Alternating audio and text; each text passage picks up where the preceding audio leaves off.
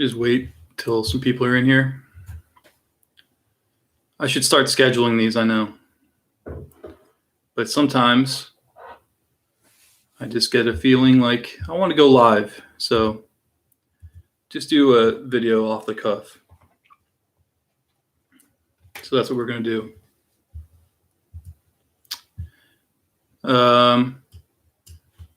All right. Let's see. I got my little list of a few things that I want to talk about.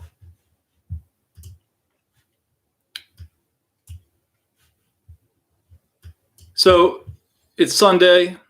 My wife is upstate visiting her parents, so I've been in the house alone drawing. I took advantage of this time. She said, "Do you want to come up to Spartanburg with me, or do you want to stay home?" And I was like, "Oh, I want to just stay home and draw. Like I want to just try and get back into it."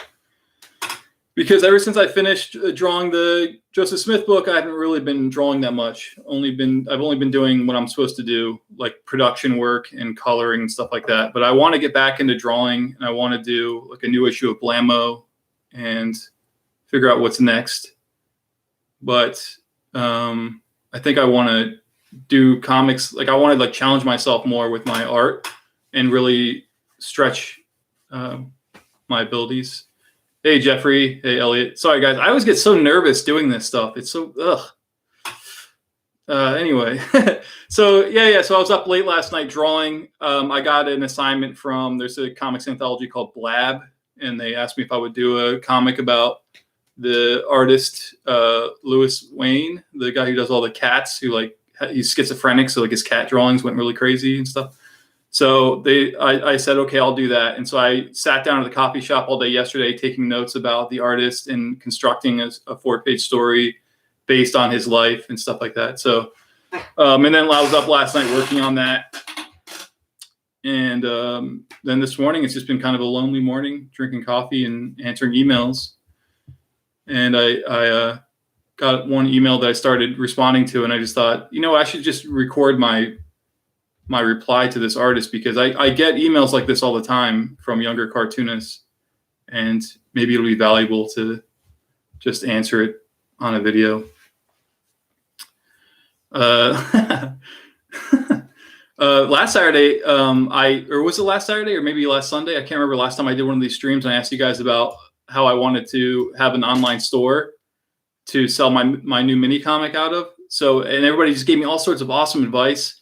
And I wound up setting up a store for my mini comics on Big Cartel. So I put a link in the description there, and I have a link to my Patreon, of course. And I wanted to do a shout out to an artist who I've been following for a while, mini comic artist who does diary comics, named Kyle Bravo. I don't know if you guys know his work, but this is issue 6 and issue 7 of his mini comic series called Forever and Everything.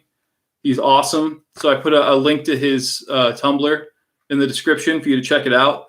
There's a lot of diary comics, right? But not that many of them are good. I don't know. Maybe it depends. Maybe it depends on what you relate to as a reader or whatever. But I really like Kyle's work. I get excited when a new one of these comes out and I see his stuff. I just follow him online.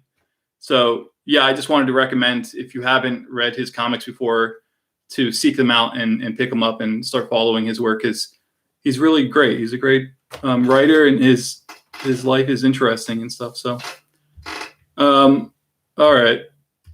And hey, do you know that cartoonist Gary Lieb? Somebody said he passed away, and I was wondering if that was true. I hope it's not true. He did Idiotland for Fantagraphics. I don't know if anybody knows about that. If anybody out there has any information on that, but that'd be terrible. Oh yeah. Well, what makes a diary comic style, or what makes a diary style comic good? I guess, like I said, it really depends on what you relate to. This is he's just a simple guy, with a simple life. He's just married and he's raising his children and stuff, and he just does his comics about that. But you can see his style is very simple. But I don't know. I guess maybe it's just that I got hooked on it early. He sent me the first issue and I read it, and I got I started to feel like I knew him as an artist and as a person and stuff. So I really got into his work. So I really look forward to when it comes out now. It's like, King Cat or something. Like, if people, so there's people who have been like reading King Cat since like 1989, and so they really know John Porcellino. Okay, all right, let's try and I'll read you this email. I didn't really have his permission to do this, so I'm just gonna not try and get rid of like anything that's too identifying. I don't know if he minds, but it's good. It's good for him when he it's good for you, Ben. All right, his name is Ben. He says, I'm a filmmaker, illustrator, writer, cartoonist from Massachusetts. There's lots of those, right? That's not too identifying. He has a book about the Salem witch trials that he's been working on. That he just finished the first part. It's 312 pages, which is pretty amazing. That's a giant chunk of work. And that's only the first half of the book that he's been working on. But he's been having trouble finding a publisher for it. He thought that he was going to do it with IDW and Top Shelf. That fell through. He sent it to Drawn and Quarterly, and they were silent. And then finally told him that they weren't going to commit to it. And other publishers like Fantagraphics didn't respond. But he's worked in film. He's worked on this Edward Gorey movie that's coming out. It's all like really interesting, cool stuff that he's doing, So he just basically is I think he's asking for advice about what steps he could take and how he can get his book published by a comics publisher. And, basically all I can really say to that is that, that's kind of part of this whole thing, and that, I feel like if you're starting out in comics and the first thing you're working on is going to be like a giant book, I assume that's the first thing, because the other project he's done was published by an actual book publisher, but it was a collaboration with a writer. And I think that's like an awesome accomplishment already. So, and that plus he's working on Edward Gorey film. I was just like, dude, you're way ahead of most cartoonists. But you can't, your first project in comics should not be your big like modus operandi thing. Like, it can't be your greatest work. You have to do like a bunch of mini comics, and you have to make a name for yourself that way. I mean, you have to put all your work online, and you have to try and build an audience in that way. You can't just put out like this giant work and then shop it around to publishers, because publishers are not interested in working with somebody who's like unknown. They want to work with somebody who's been around, who has like an audience that they can, that they'll bring to the publisher. You understand? Like, yeah. So my advice is just to put that giant project aside and to do a bunch of smaller things. Try and work with smaller publishers if you're going to work with a publisher at all, or just self-publish your own work and send it out to people that you admire. Like Kyle Bravo does, he just sends out he self-publishes his comics, and he sends them out to artists that he likes and sells them online and stuff. That's really the way to go. You have to build up your name that way. And there really is no shortcut to this. It sucks. That's how people get weeded out. It's like, who can stick around? Somebody once said that like all the biggest cartoonists are the biggest cartoonists because they just never went away. They never stopped doing what they're doing. And that's that's the only way to really go. I mean, there's the rare exceptions to this. Someone like Tilly Walden, who just kind of came out and was basically already a star, or someone like Michael LaForge. That's the rare exception to it. But the rest of us, you just kind of have to keep putting out work, and you have to be humiliated by 1,000 no's until you get that yes. But I mean, but you have to be kind of clever about it. And somebody else told me that like every window or doorway that a cartoonist sneaks into the industry through is quickly sealed up and closed off, so that nobody else can get through that way. It's weird. Like, I started getting published by Fantagraphics because I was already self-publishing my work, and I was already like interviewing people in comics form. And then I saw that, there's the Comics Journal and I pitched an idea to the Comics Journal, like, I'm already doing these comic strip interviews. Can I do that with Cartoonist for the Comics Journal? And I was lucky that they said yes. So because I did that, then I was like, well, there's also this anthology that Fantagraphics publishes. Let me submit my work to that anthology. And then if I can get into that anthology, that will be my way into Fantagraphics. That was like my little scheme. And so I just kept submitting stories and they kept getting rejected until finally one was accepted. And then that became my entryway into Fantagraphics. So it really is like, you have to be kind of clever about how you get into this. And you can't just do a book and then send it to Drawn and Quarterly and be like, can you publish this 2-volume, 350-page book that I'm working on? Because they're going to be like, who are you? For one thing, because they're like, how much money would it cost us to publish this thing from an unknown artist, which means that we're going to have to take on the work of building up this artist, and getting him so that he's familiar with readers. It's like all this other stuff that goes into it, it's really your job to make a name for yourself in comics, because they just don't, publishers just don't really work like that.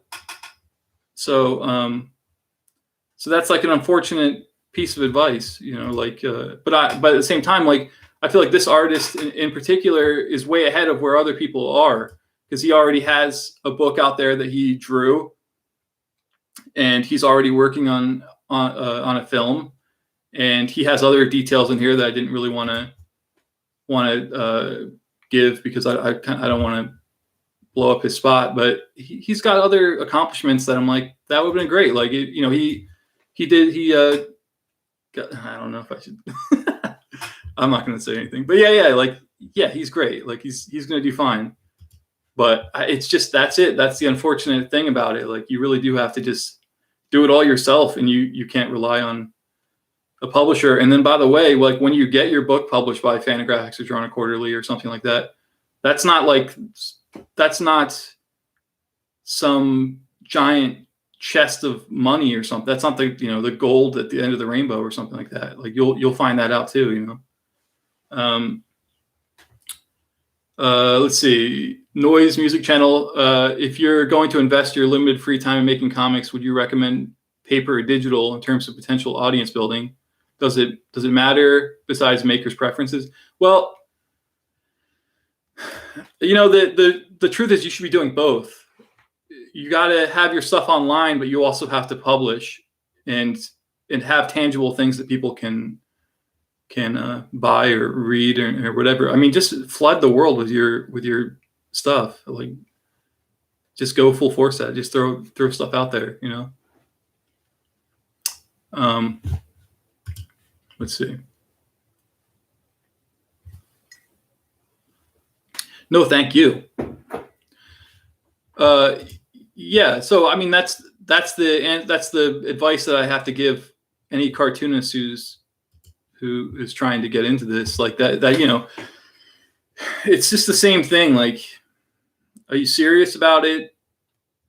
You kind of have to prove to everybody that you're serious about it. If you go to any small press expo, you'll see a bunch of cartoonists. You meet a lot of artists who you'll never see again, or, and that's just the way it is. And then the ones who stick it out become your good friends. All the people that are my age that I'm talking to on this channel are people that I've known for years, just from being around. Like, we go to shows and we get to know each other and stuff, and it becomes a community like that. Sweet and easy. What is a reasonable run size for a first printed comic? I used to just do, because I worked at Panera Bread while I was trying to be a cartoonist. I worked at Einstein Brothers Bagels in Golden, Colorado, and then I worked at Panera Bread in Denver. And those were my 2 jobs. And they didn't even matter. It was like, I just needed some way to pay my rent. And then at home, I was drawing my comics. And I would use whatever money I had to self-publish my mini comics. And I would do like small runs, because that's all I could afford. So, sometimes I would do mini comics that would have in total like 150 copies, but I would be publishing them at like 25 a batch, I was using like all the tip money at the end of the week. They would clean out the tip jar and split it up between the employees. and then that's the money I would use to publish my comics.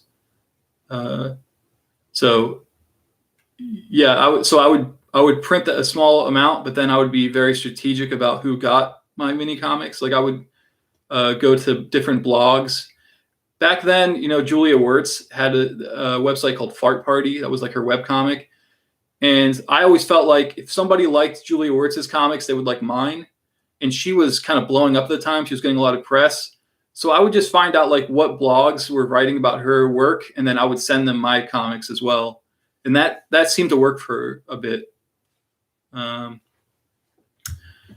Yeah, these days, Comics Manifest says, these days it seems like you have to prove yourself with self-published stuff first, but then if you are doing books via Kickstarter, do you need a publisher? You mean, do you need a publisher for your yeah, do you need a publisher for your previous, before you go to Kickstarter? I don't really understand.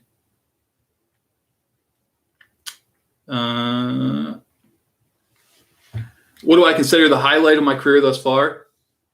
And what has been my biggest frustration? Well, so the highlight of my career was this one night at the last time I went to SPX. They were doing the Fantagraphics 40th anniversary. So Fantagraphics was this publisher that I kind of like fetishized. Like I was the biggest fan of that publisher ever. I collected all their mini comics, or all their comic books, all their books and stuff. I still have a lot of that stuff back in Denver at my mom's house. I think about it all the time. Like, am I ever going to get that stuff back? But so I was there, and I was a part of this big 40th anniversary of Fantagraphics at SPX, and they had flown out all like the kind of legendary artists from Fantagraphics. I think Joe Sacco was there. Daniel Clowes was there. It was just amazing. And I went to the Fantagraphics dinner, and I'm sitting at that table with all these artists, and this is before the Ignatz Awards. And I was nominated for an Ignatz for a comic I did called My Hot Date. And I was at dinner. I was seated next to Daniel Clowes. He was like one of my big heroes in comics. And so I was talking to him, and then at the awards, I went and I sat in the front row with Dan Clowes. I'd been nominated for the Ignatz Award a few times before, but I'd always lost it. But that night, I was seated next to Dan Clowes, who's my biggest hero in comics, and somehow I won the Ignatz Award. And it was Box Brown, who's a friend of mine who's been in comics as long as I have, who presented me the award. It's behind me there, next to the lamp now. That was the highlight of my career, because I felt like I was a part of this thing that I loved so much. I was there with all these artists that I respected so much, and I was being given an award for my work. I knew like this is the highlight. like if 20-year-old Noah could see me now or something, yeah, that was great. Biggest frustration. Let's see. Biggest frustration in comics would be, it's the biggest frustration, I guess. I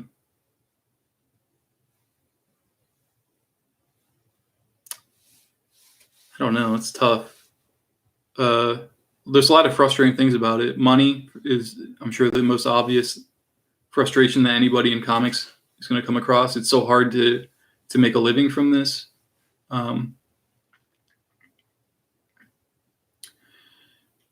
Yeah, I don't know. It should be easy. There should be a lot to complain about, but nothing's really. I'll have to answer that later. Yeah, Nate, I did figure out the site. There's a link to it in this description of this video. Big Cartel. I don't have the copies of Boring back from the printer yet, but they're on their way. But so I just set up the website anyway, just so I could have a place to sell it through, because yeah, it's a real pain to just be like, PayPal me money and I'll send you a comic, because then you're digging through your PayPal, making sure that everybody is getting the comic that they ordered. Noise music channel. I made online fine art, world-related comics on my blog years ago, while writing art criticism. Usually targeted at art market dealers, etc. Built a decent audience. Yeah.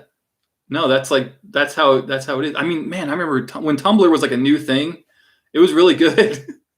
Tumblr was really great for comics, and I remember I got on Tumblr kind of early, and the website Tumblr put my page like on their opening page for like under comics category. So I just got fucking so many thousands of followers. It was incredible. I'd go on there and be like, oh my god, I got 2,000 followers today.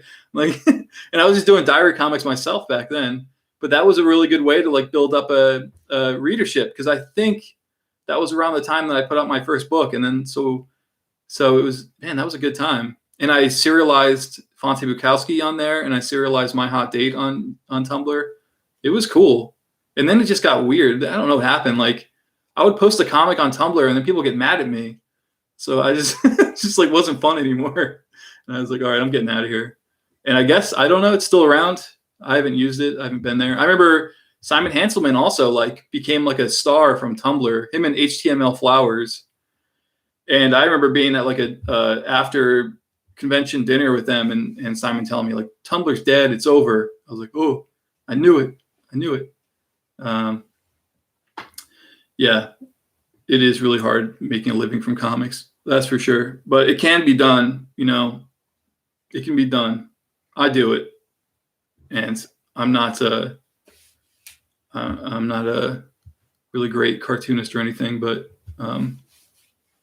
you have to diversify. You have to like put out as much work as you possibly can in order to like make a living from comics. And yeah, I don't know. It was always tough. I was never one of the cool kids in comics or anything either. So, but I'm still here. So fuck it. What's for breakfast? Well, I had a bagel with jam, and I'm just drinking coffee and drawing. Still, I have my work. So on my drawing table, there's a bunch of like, there's like this book of Victorian patterns and Victorian framing and stuff like that, that I think Dover put out. And I just took that book over to a photocopier and enlarged all the patterns that I really liked, so that I could trace them onto any pages I was doing for like any stories that were supposed to be Victorian or whatever. So I have one of those pages on my drawing table now, one of those photocopies, because I'm going to be working on this particular comic, and I want to have some kind of fancy borders around some of the panels. I was told a story about Ben Jones finding out you could print on newsprint for almost nothing. Have you experimented with different paper stocks? I used to work with this publisher called 2D Cloud, and they were really interested in doing that kind of thing. And I did do one newspaper comic with them, with another artist named Nick Brutzman. And we did a comic called In the Woods together on newspaper. And I think they still have like, because you're right, it's so cheap. They just printed like a ton of them. And I'm sure now they're using them for packing material or something, because I don't have any more of those. And the problem is that they age really poorly, because you'd be at like a convention today with copies of that, and it's like you're trying to sell yellow newsprint, and like people will be like, what is this? It's like some antique. So I haven't really I haven't done that stuff myself. But I always kept it simple when I self-publish stuff. I always just use regular, like, oh, okay, so here's something. I wasn't even sure if I was going to show this on the stream, because this happened like yesterday. So, I'm like, I'm going to start self-publishing a lot more. And besides just my own stuff, I want to self-publish like older cartoonists. Like, I just want to like make my own little zines out of old comics that I really like. And this is one that I did right here. I put together this little comic, Oh Man, which is a collection of comics by Claire Briggs. And I just, I did the little opening comic, and then I selected and edited some of the some of the comics for this to be reprinted. I like reformatted them and stuff like that. And I was just like, well, nobody's really going to be interested in this. So I sent it to the printer and printed 200 copies of it. So then I just posted it on Instagram and Facebook. I said, I have 200 copies of Oh Man, if you want one, PayPal me or whatever. And then I sold them all. And I was like, I don't, well, that sucks because I have like a big cartel. I was just thinking like, I'll just put them on there and I'm sure they'll kind of slowly drift out over the next couple of years. I could sell 200 copies because I don't know how many people are interested in this kind of thing. I just did it for fun.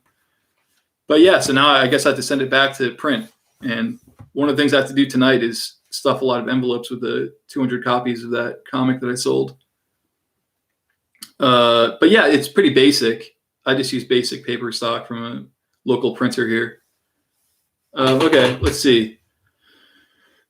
In terms of posting comics digitally, what site do you recommend for absolute beginners? Oh man, what are the cool kids doing these days? TikTok? Can you make TikTok about comics? Can you post your comics on TikTok? Instagram, it seems like the thing that people are doing now. Geez, I don't know. I'm such an old man. What are people doing? You could start a WordPress. I don't know. Start a Facebook. Let's bring back MySpace or something. Does anybody have any? Do you guys know? Is there like a new social media platform for comics?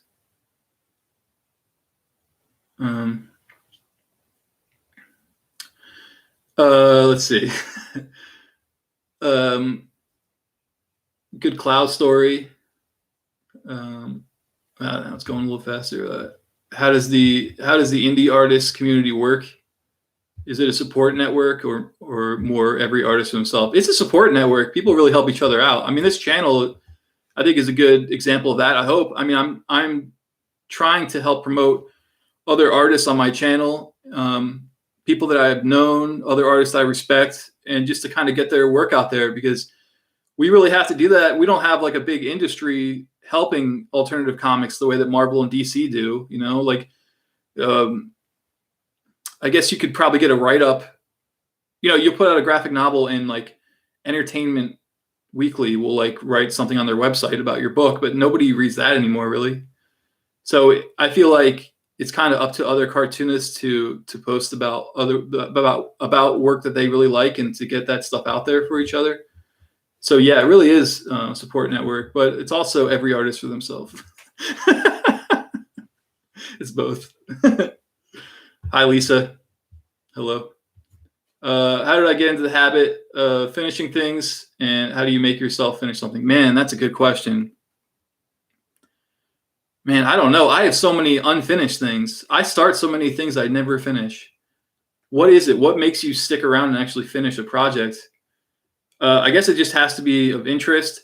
You know, one thing is that, and this can actually be a curse too, is that like if you announce you're doing something, like on Facebook, I'll be like, hey, I'm working on this project.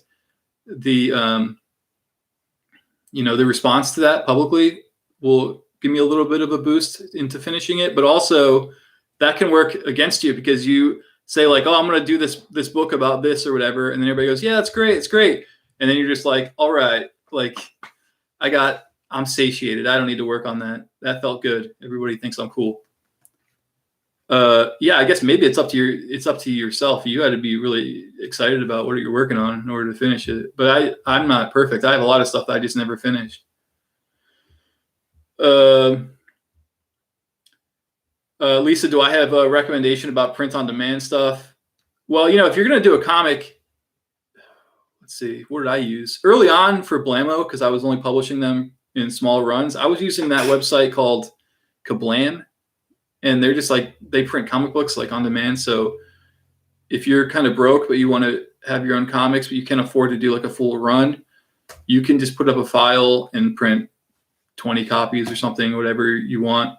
And so I think that's still around. And I mean, it worked for me. So I recommend it. Yeah. And Lisa, you recommend doing TikTok? Do you recommend it?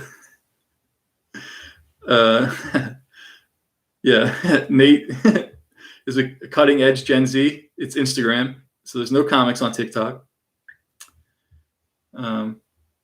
Hey, Jared, what's up? Jared Green, fellow CCS alum.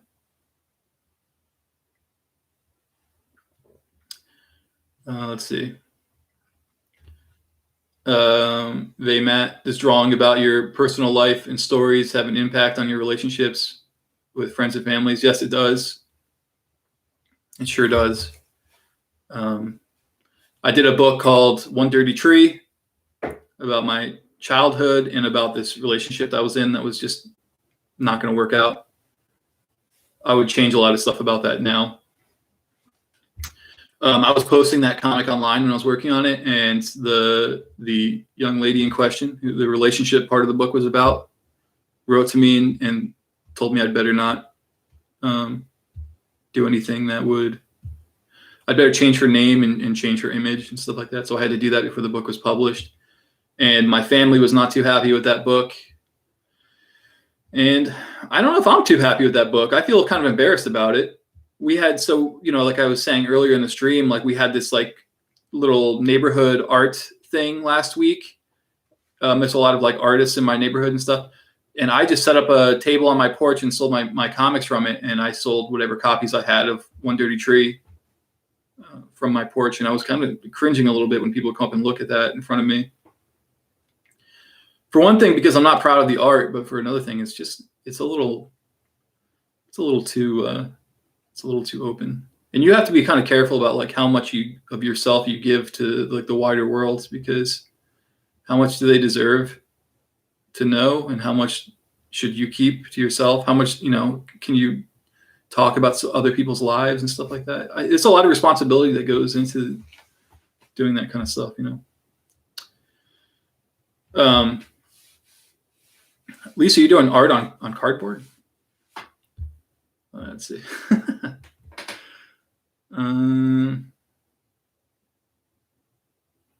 Sorry, I'm just reading some of what you guys are saying in the chat. Yeah, Gary Lieb did pass away. Oh man. I met him once. He was great. I was at CAB, Comic Arts, Brooklyn, and he was there, and I went to like an after party, and I talked to him for a bit. Man, that is a shame. Damn, I got to break out my copies of Idiotland and read those. Rest in peace, Gary Lieb. Virginia, thanks a lot. One Dirty Tree is amazing. I don't know. It's another thing that's kind of embarrassing about that book. Man, I really don't want to get into this. Fuck it. So I put that book out. I drew the book. 2 years later, it came out. The book is about my family. When I drew it, no drama. When the book comes out, my oldest brother, Ethan, who is a comic artist, was at war with the internet and the comics community, become persona non grata in the comics industry. And goddamn, if I didn't write all about him in that book and even draw his character, which is now like Satan to people in comics. Oh God, it's so embarrassing. And then the book comes out and like all these fucking journalists are trying to write about me and my brother. They're trying to link us together. And I'm like, what? Like I have nothing to do with that shit. Like I'm over here doing my own thing. Oh my God, it was so terrible. So I just didn't answer like anything. I didn't do any press for that thing. Like it was just so embarrassing. Oh my God. So that's another thing about it. Like, and I've read some of the Goodreads reviews where they're just like, how can he so casually write about his brother who's all this stuff? I don't know. I'm just like, dude, so uncomfortable. Oh my God. And I still, God, I don't know. So that's another thing. I don't want to write about any of that stuff. I think that killed my desire to write about my family. I won't do that crap.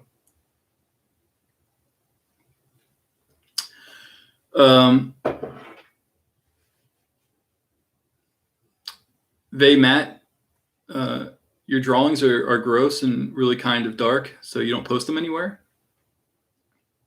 I don't know. Post them on, just do something like a little WordPress. Don't use your real name and just post them there and then get it out of your system. Hey, what's going on, Victor? Flipping through. Hello. Hey guys, thanks for joining me. It's funny. I made like a little list of like the little things that I just wanted to talk about. I already talked about them. I already gave advice to Ben. If he's watching this video, you can watch it. You can rewind this and hear what I was writing out to you in email, but I decided to just delete and just do a video about you instead. Sorry, buddy. Kyle Bravo is the man. Everybody's got to get his mini comics. Link in the description. I started an online store for whenever my mini comic is back in the printer. That'll be helpful. So I don't know. Does anybody else have anything they want to talk about?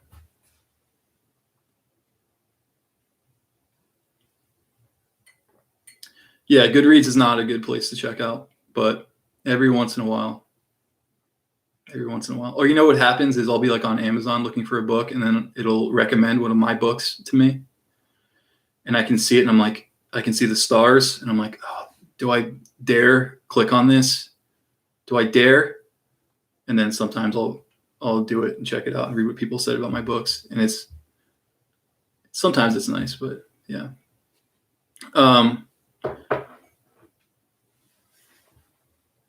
Nate asked me, did you have to color each page for Joseph Smith? Were you making as you were making it, or did you color last? I did it as I was drawing it. I put myself on this schedule. Like every morning when I wake up, I'm going to color a page, and then when that page is done, I'll sit down and draw a page, and that works for a little while. But then I started slacking off with coloring. Now it's out of like 442 pages, there's 48 pages that still need to be colored. So I just put together a PDF of everything that I had finished and sent it to the publisher, and I included the pages that aren't colored, and just apologize for it. And so I'm still working on that stuff. In fact, I have my Photoshop opened right now, and I have a page that I'm coloring, or in the process of coloring. Let's see. Andre Batista, S. Clay Wilson drew gross and dark shit too, and he revolutionized comics. Yeah, I mean, I when he passed away, I got the 3 volumes of his work from Fantagraphics because I was thinking I'm going to do a video about S. Clay Wilson, and I was like, I'm going to force myself to appreciate S. Clay Wilson because I'm going to be honest. Like when I would read those Zap comics or even anything about comics history, his work didn't. It didn't appeal to me. I didn't really like it. But I was like, I should find something to really like about this guy's work, And I think what I came to was that like he's like this artist who just wanted to draw, like he just wanted to put lines on paper, and you look back, even the stuff he was doing as a kid, and it's just like him, he's just drawing, and like he's just filling up a page with as much detail as he possibly could. So I respect that. I respect that love for putting lines on paper. My problem with looking at his work is that it kind of hurts my eyes because there's no focal point. Like it's just like there's so much stuff going on that like if you can't look at it as a whole and appreciate it, you have to your eye has to like piece by piece take it apart and look at all the details, and that kind of it's unnerving. It's like hard to do for your eyes. I don't know. I couldn't get into it. But I read all of his books. In fact, I read all 3 of those volumes, so I know all about his life now. And I've read enough of the Pirates Eating Dicks comics that I can possibly read in the rest of my life. I don't know. Oh yeah, whatever. God bless him. Rest in peace. Yeah. So Noise Music Channel says I need to emotionally divorce myself from every family member and then write about them. I don't know if I can do that. That's a big problem for me.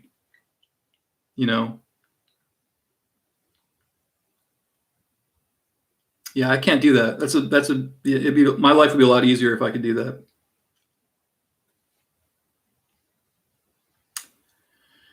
Yeah, family's family. Are there sites for posting art on FB, on Facebook? Your art is sort of cartoony. Lisa, I'd like to see it. I'm interested.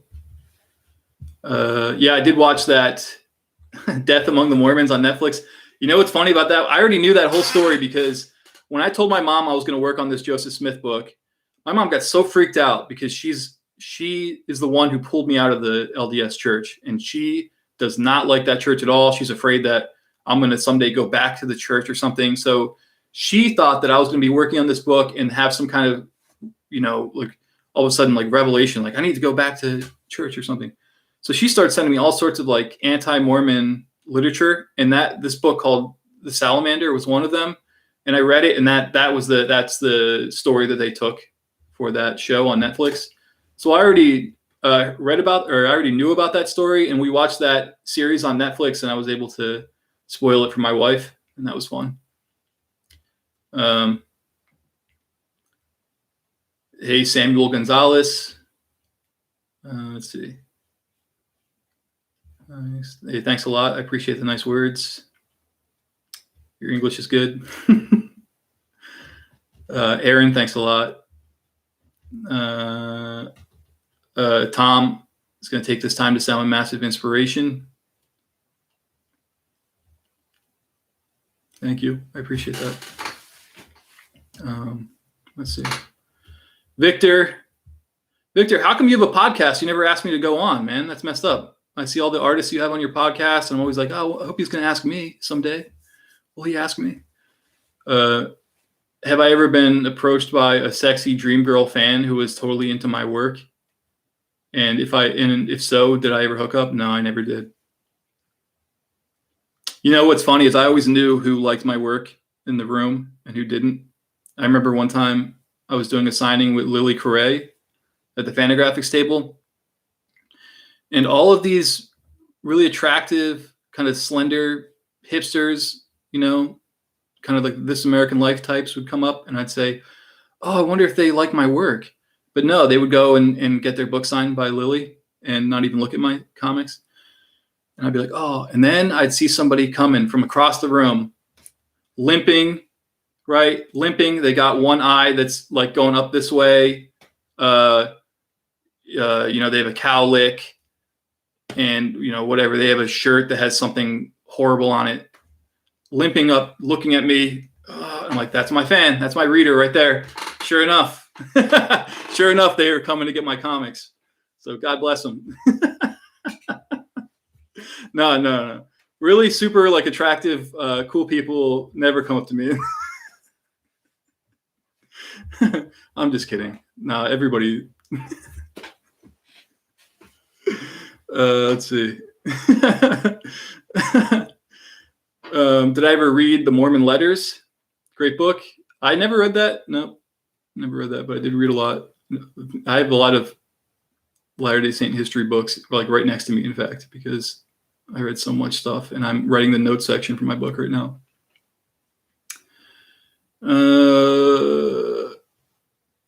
What do you do when you feel like you are gaining no traction? That's interesting. I write in a notebook. I make a comic strip 3 times a week. I'm trying, but my comics just don't connect with people like I want them to. I want to see your comics, man. If you, if there's any way you can send me something. I'm kind of curious to see what your stuff looks like. That's tough, though. I definitely sympathize with that because, God, man, like when I was, I was doing comics in notebooks and like trying to get published and stuff like that, and like nobody was. You'll see, like when that complete Blammo book comes out, whenever Dan Stafford's ready to start the Kickstarter for that, you'll see the kind of stuff I was doing, and you think about like what was cool at the time. It was like the Ben Jones, Paper Rad, Kramer's Ergo, all that stuff. My work just, man, everybody hated me. They wouldn't even look at me. Only the person with the eye patch coming towards me and the fungus on his arm and stuff. That guy would look at me, but nobody else would.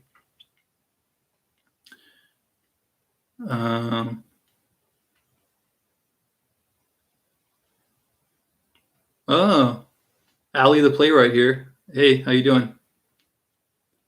What other art forms do I draw from for my comics? I just did a chat with Katie Skelly 2 nights ago for the channel. I'm going to post it. I just have to edit it. And we talked about this a little bit. She's really into film, like film influences her comics.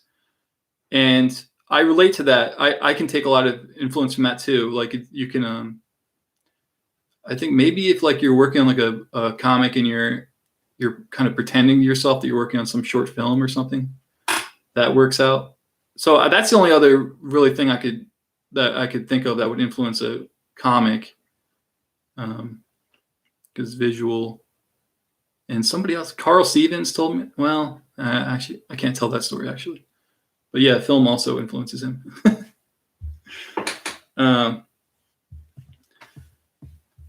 You were dressed up that day. Used to work at Comic-Con. Yep, the fans, you gotta love them. Let's see. I'm the hero of the ugly and disabled. Thanks a lot. I'll take everybody. Hey, I love everyone. Come read my comics. Oh, Victor. Oh, you want me to be a guest on your podcast? Oh man. Thanks for asking me, Victor. What's going on, man? Victor, I listened to one of your podcast interviews with Alex Graham, and man, the drama, I can't believe it. What's going on with you, man? Are people mad at you in the comics community or something? I'm not caught up. I don't know what's going on in the comics drama world. How would we send you to comic to look at? Oh yeah, so my email is noahvanskyver@gmail.com. Easy, just my name at gmail.com. So if you have any of your stuff that you want me to look at, I can't promise that I'll always respond because I get pretty bad at my correspondence sometimes if I'm like up against deadlines and things like that. But I will. Well, goddamn, no, I'll respond. I will. Just send me stuff to look at. I'll do my very best because I'm really curious about seeing what stuff you guys are working on.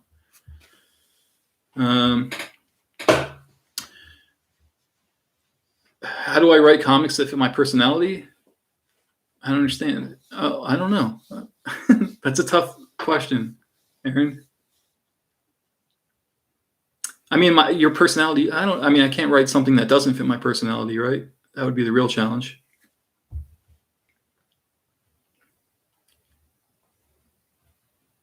The comics community is always mad at someone. Yeah, especially these days. Jeez. CJ is working on a comic, but struggling with making the art to representational / literal. Any advice on going for more abstract, emotional driven? Do I have any advice on that?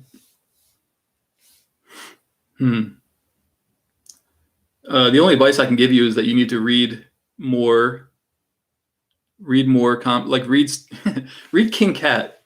King Cat is pretty good. If you get John Porcelino's Map of My Heart, his collection, read that book if you want to learn how to write comics that are more emotionally driven. That book is amazing. And getting to know John and reading all of his work, I didn't get anything from his drawing style. Like I never copied his drawing style, but I got a lot from his pacing and from his writing style. I catch myself ripping off John's writing style all the time and just the rhythm of his comics. So I have to recommend that you get that book. It's called Map of My Heart. They just re-released it, and there's so much to learn from that stuff. That book in particular is amazing. Let's see. Benjamin Anthony, do you think comics drama is a good thing or bad thing? I know you're pretty far removed from that stuff, but does the no such thing as bad press hold true? There's definitely such a thing as bad press. Definitely. There's certain kinds of bad press you don't want. Somebody can write a review of your book and say they don't like it. That's fine. But you definitely don't want the kind of press where they're trying to destroy you.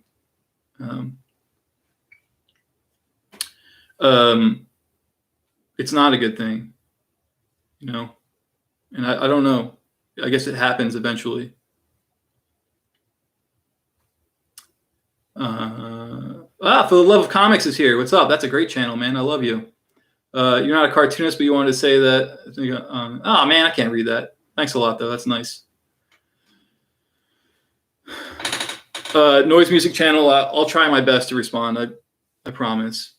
But yeah, God, I got so bad at correspondence. I feel it's just like, God, I don't know what happened. It's like after I finished my graphic novel, it was like everything piled up on me. I don't know.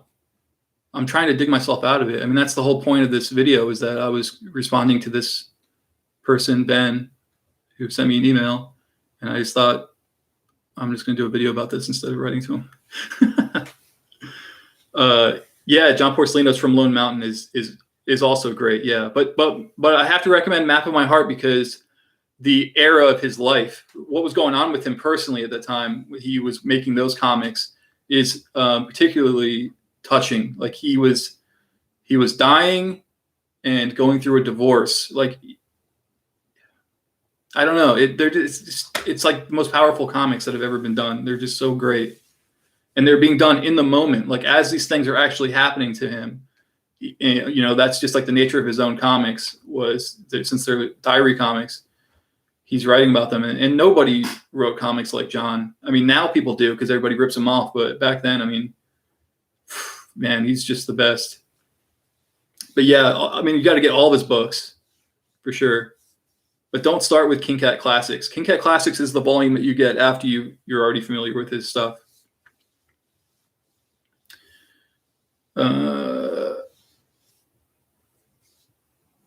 Don't worry, Aaron. I'm sorry, man, I couldn't really answer your question very well.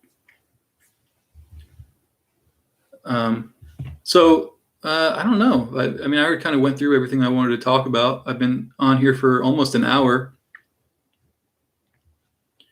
I could chat a little bit more if anybody has anything else to say, but man, I just wanted to chat because my wife is out of town. I've been lonely at home. Just a lonely old guy shuffling around this castle that I live in. Yeah. Hey, Lord Overlord. Thanks, man. Anything else?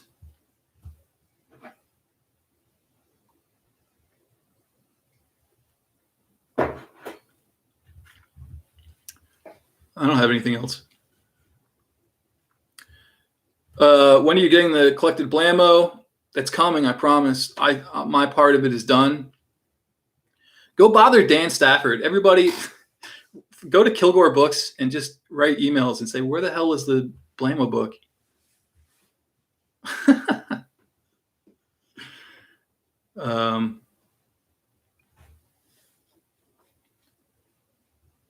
Are there any Japanese artists that I enjoy? Yeah, it's a lot of them.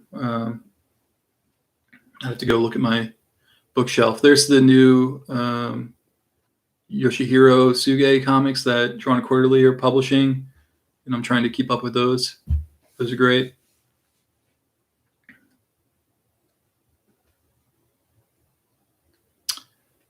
Oh, Brett, you enjoyed when I went through my flat files and showed you some of the stuff? That's true. I could do another video about that.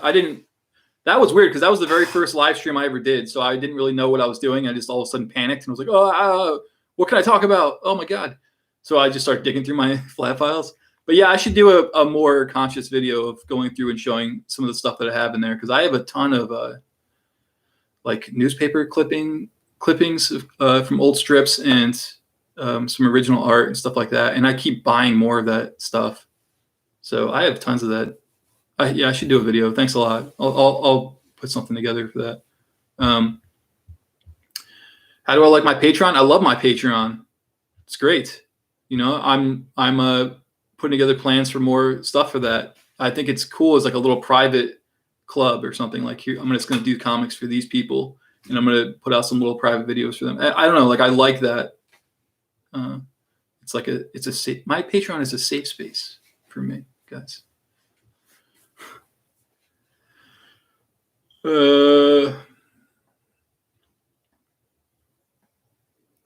Yeah, Kilgore Books, Dan Stafford. Go bother him. What is Kyle Bravo? Kyle Bravo is the artist of Forever and Everything, the mini comic. These are his diary comics. He does them on a risograph. So all about his life. Great stuff. There's a link in the description of this video. Yeah, inking and penciling stream. You know what? I actually can do that now because Jim Rugg of Cartoonist Kayfabe fame gave me some advice, told me what to buy to do that kind of thing. And I did it. I got one of those little arms that go over my desk. And so I can put my iPad or my phone on there and I can just film myself drawing or looking through comics. So thanks, Jim Rugg, for that. I'm going to start doing some videos like that, you know. All right. So is the email address the best place to get you then, Noah? Yeah, definitely it is. That or my Patreon. And if you're on there, I answer people's questions there. Yeah. You can ask me to be a guest on your podcast. I'll come on. But for some reason, yeah, like Victor Cairo, who's in here as a podcast, but he's never asked me to be on his podcast ever. I wonder why. Am I making money from my Patreon, Lisa? Yeah, a little bit. Yeah. It helps me pay my mortgage here, so that's very helpful for me as a cartoonist. I appreciate it. But yeah, join my Patreon. All right, guys. I think that's about it. This is so unstructured. I got to get better at this. I don't know what to do, but I'll put some thought into it. Thank you for joining me. Rest in peace, Gary Lieb. Everybody go dig out your copies of Idiotland. And everybody, or just Google Gary Lieb and look at his work. He was great. All right. Have a good Sunday, everybody. Thanks a lot.